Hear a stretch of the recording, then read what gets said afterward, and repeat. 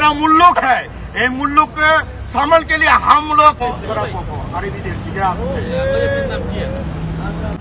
andiamo per presentare da questa nostra politica cosa Bangladeshi কমিউনিটির পক্ষ থেকে ইন্ডিয়ান দূতাবাস ঘেরাও করতে এসেছি। রক্ত জোরে শহীদ 16 ডিসেম্বর 1971 সালে দেশ স্বাধীন রক্ত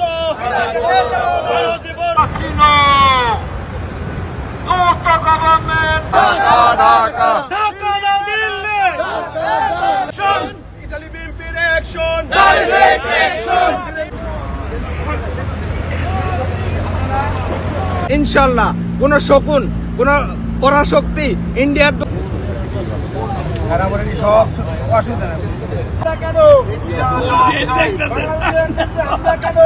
আমার মাতৃভূমি, এই মাতৃভূমিকে ইনশাল্লাহ রক্ষা করার দায়িত্ব, কারণ ইন্ডিয়া যে আগ্রাসনবাদী একটা দেশ।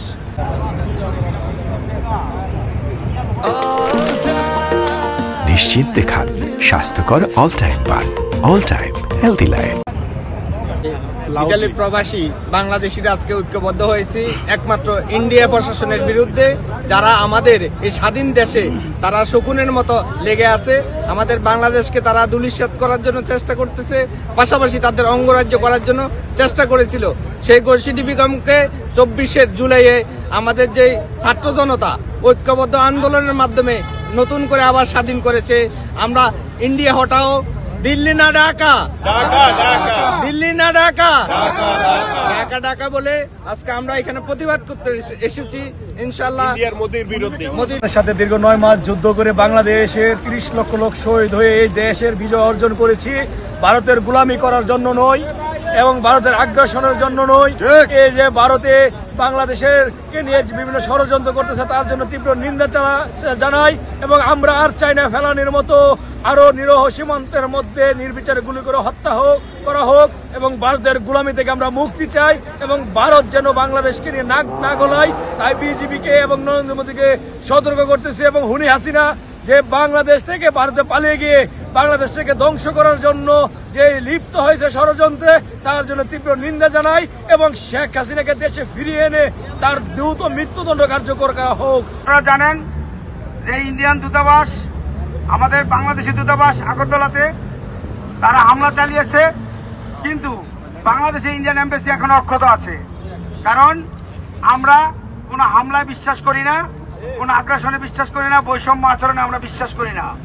তাই আমরা এই চিঠি নিয়ে যাচ্ছি ইন্ডিয়ান দূতাবাসে, তাদের কাছে পেশ করব এবং এখানে তাদের যত অপকর্ম আছে সকল কিছু এখানে লেখা আছে।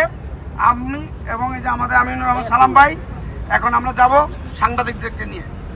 ধন্যবাদ আপনাদের সকলকে। এছাড়াও কর্মসূচি আন্দোলনের এখানে কমিউনিটি থেকে যেসব নেতৃবৃন্দ এসেছেন আপনাদেরকে অনেক অনেক সংগ্রামী শুভেচ্ছা ও অভিনন্দন জানাচ্ছি।